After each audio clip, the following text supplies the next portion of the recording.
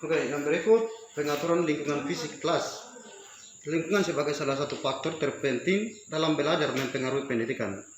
Di samping itu diperlukan adanya sistem pendidikan dengan tujuan membentuk karakteristik siswa, karena proses belajar diperoleh melalui lingkungan tempat diinginkan. Lingkungan fisik di kelas berkaitan dengan penciptaan lingkungan yang baik dengan mendesain tempat duduk siswa supaya tercipta suasana kelas yang mampu mendorong siswa belajar dengan baik.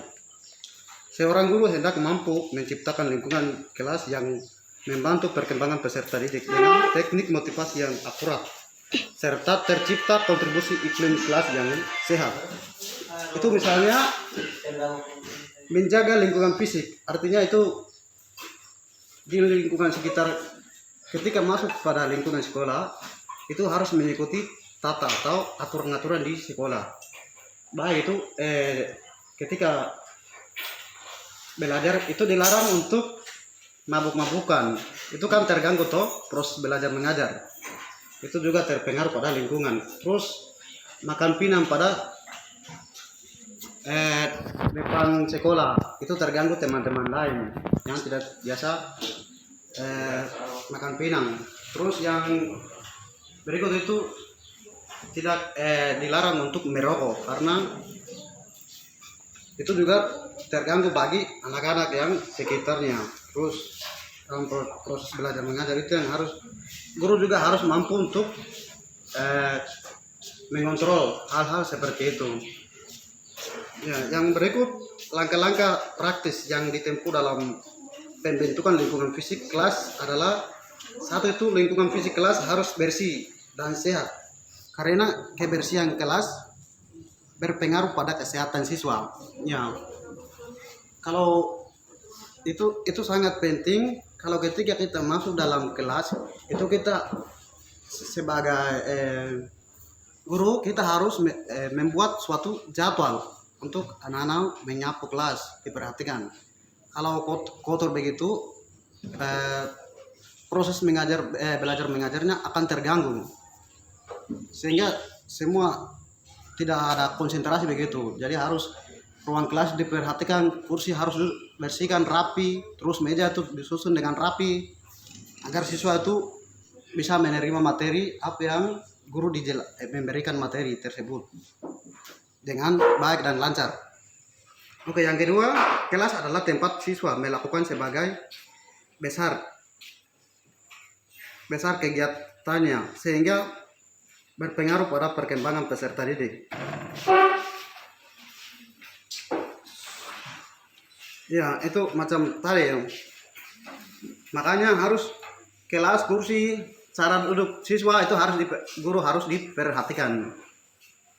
Ya, dan yang ketiga, kelas hendaknya menjadi suatu tempat yang indah dan menyenangkan sehingga di dinding dihidupkan dengan hasil pekerjaan siswa, karena benda di dalam kelas mampu menyampaikan peserta didik menjadi buffer vokal kegiatan belajar.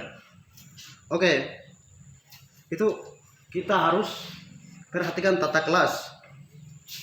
Harus di dalam kelas itu ada jadwal untuk menyapu, terus ada keracingan tangan yang dibuat oleh siswa, macam bikin pot bunyi depan kelas, terus gantungkan foto-foto pahlawan. Itu macam media-media yang harus kaitkan dalam proses belajar mengajar itu harus digantungkan dalam ruang kelas, agar ketika kita mengajar itu kita mudah untuk memberi suatu contoh atau contoh, harus tunjuk pada gambar tersebut itu apa yang kita gantungkan, macam seperti itu. Oke, ini penjelasan sampai di sini. Mungkin waktu saya kasih ke teman saya. Oke, terima kasih. Berempat, tanggung jawab tentang keadaan fisik jelas ditanggung bersama siswa, sehingga siswa ikut aktif membuat keputusan mengenai dekorasi, pameran, dan sebagainya. tanggung jawab ini mengenai kalau di sekolah ada dekorasi pameran itu harus di semua yang tidak terkecuali. Nomor 5, pertimbangan tentang lingkungan fisik kelas meliputi penataan, dekorasi, gambar, dan fenomena yang dinamis. 6. Lingkungan fisik kelas harus mengandung unsur kesehatan yang meliputi peredaran udara, pencahayaan, dan jarak papan tulis dengan siswa karena terdapat hubungan yang erat antara lingkungan fisik kelas, iklim, emosional, dan moral seluruh siswa.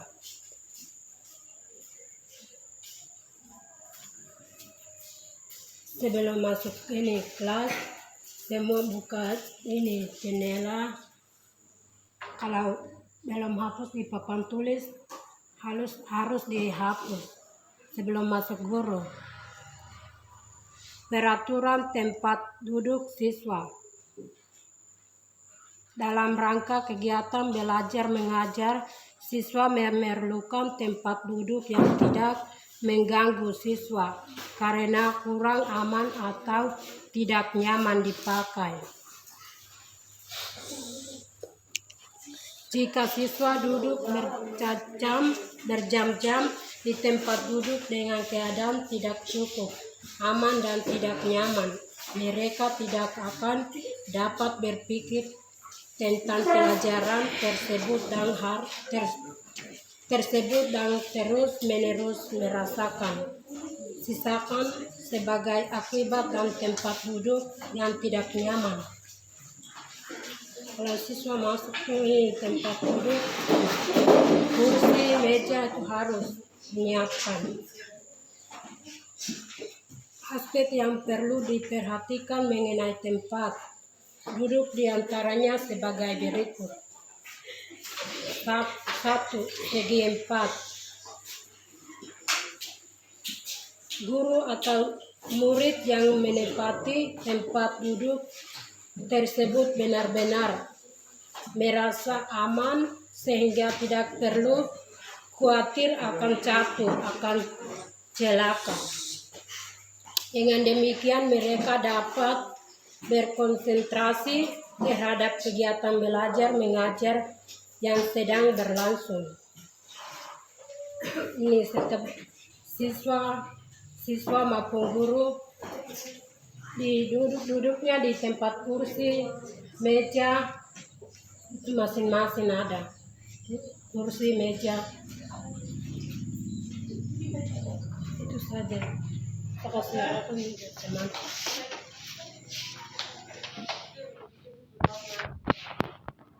Terbaik. Yang nomor 2, segi kenyamanan. Kenyamanan di sini bukan berarti tempat duduk itu harus empuk, tetapi jika mampu demikian tidak masalah, melainkan tempat duduk tersebut cukup enak digunakan. Dilihat dari alasan yang diduduki harus datar dan jangan sampai miring, mempunyai sanggaran tidak terlalu ke depan atau ke belakang. Perbedaan tinggi antara tempat duduk dengan tempat menulis harus memadai. Itu segi kenyamanan, artinya mempunyai berarti itu kalau ke depan Pak Guru atau Ibu Guru dosen mereka tulis atau menjelaskan tentang materi harus kursi itu sesuai teratur, jangan miring ke sana ke sini dan memperhatikan dengan fokus. Yang ketiga, segi ukuran agar merasa aman dan nyaman, sebaiknya diperhatikan kondisi tempat duduk yang memenuhi hal-hal berikut. Itu beberapa hal. Hal yang pertama, tempat duduk guru lebih tinggi dari tempat. Itu guru lebih tinggi dari siswa itu harus tempat duduknya guru itu harus sesuai baik dengan aman, karena aktivitas penjelasan materinya supaya dengan teliti dengan baik. Duduk siswa agar guru muda mengawasi setiap kegiatan siswa.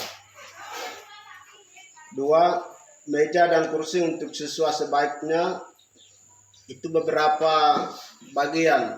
Bagian yang pertama, A. Terpisah agar memudahkan pengaturan untuk kegiatan lain. Itu pengaturan guru dengan siswa itu harus berbeda dengan guru, karena siswa dengan guru itu sedikit jarak jauh, supaya untuk kegiatan lain untuk mengajar belajar itu dengan baik.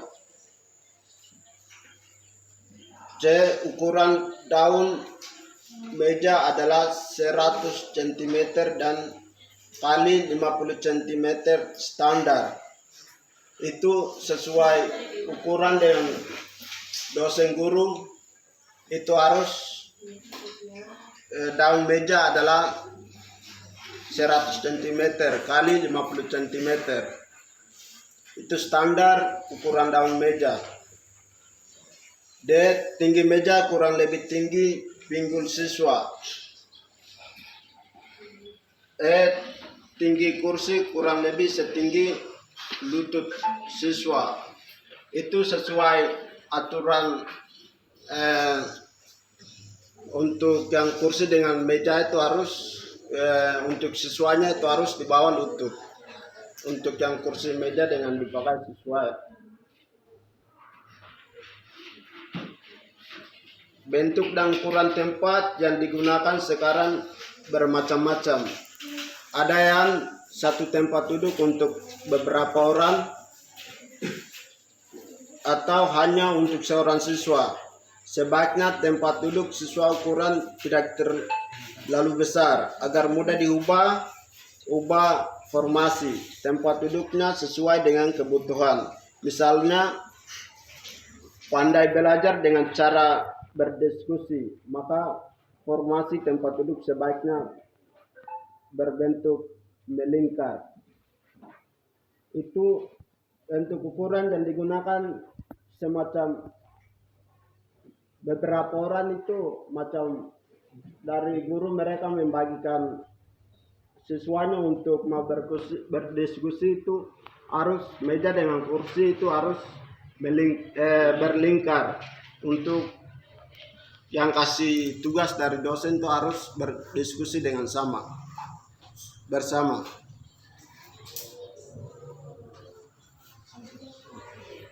Teman.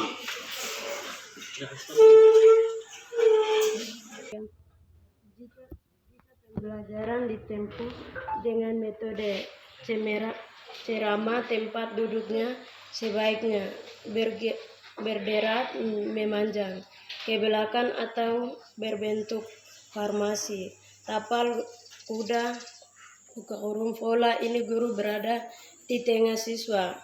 Pola ini dapat digunakan apabila pelajaran banyak memerlukan tanya jawab antara guru dan siswa dan lebih memudahkan saling berkomunikasi atau konsultasi.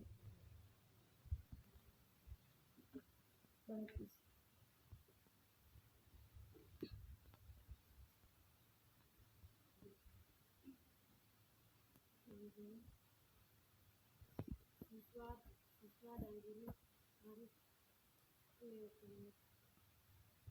memudahkan dan saling mengkonsultasi di ruang kelas.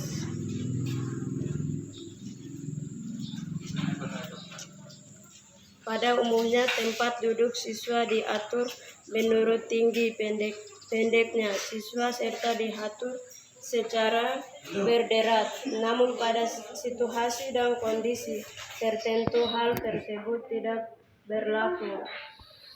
Macam-macam pengaturan tempat duduk adalah bagian 1. Pengaturan tempat duduk tipe formal berderat. Jenis pengaturan tersebut kadang-kadang mengurangi kemampuan belajar siswa karena membuat guru mempunyai otoritas mutlak dan membuat siswa tergantung pada guru dan tidak terjadi kelompok. 1. Pengaturan tempat duduk tipe berkelompok. Pada tipe tempat duduk ini siswa lebih mudah berkomunikasi tanpa terbatas sehingga terjadi interaksi pada tolong-menolong antara anggota. 2 unsur penting dalam tipe ini yaitu kepemimpinan dan kerjasama. Hal yang diperhatikan guru adalah anggota tiap kelompok tidak lebih dari 6 siswa dengan seorang pimpinan dan posisi guru adalah sebagai pembimbing kelompok.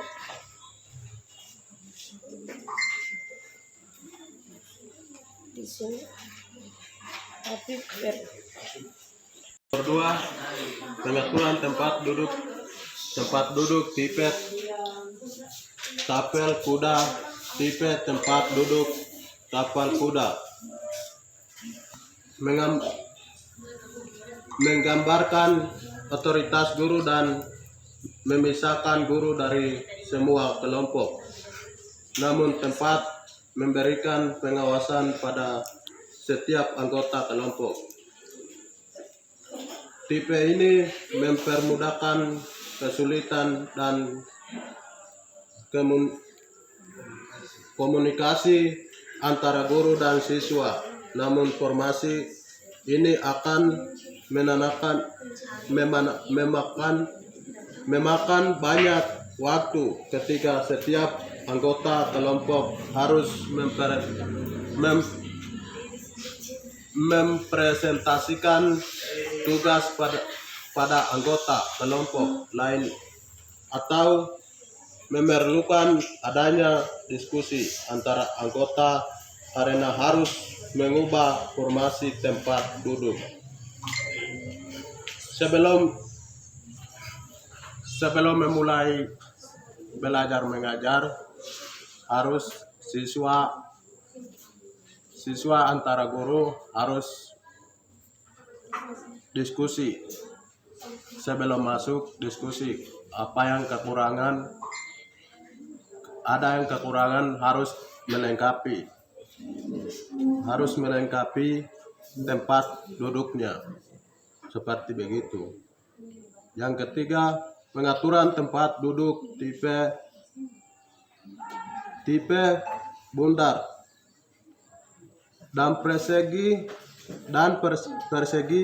3 menjadi bundar dan persegi dapat digunakan untuk format membelajar diskusi. Pada tipe ini tidak terdapat pemimpin kelompok dan tipe ini sangat sesuai untuk pembelajaran yang memerlukan ingatan atau praktek langsung seperti pada pembelajaran tari atau olahraga sehingga siswa dapat leluasa melihat guru dan langsung bisa mempraktekkan apa yang diajarkan oleh guru pelatih.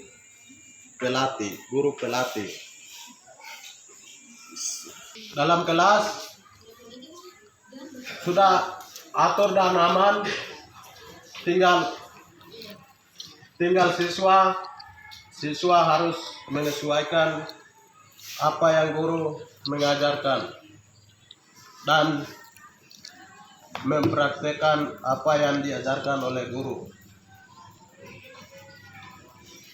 Dan kursi-kursi dan meja-meja sekarang sudah aman, tinggal menyesuaikan saja. Sekian dan terima kasih. Waktu dikembalikan ke moderator. Terima kasih presentasi kami. Cukup sekian sampai di sini. Selamat pagi semua. Baik, Selamat pagi teman.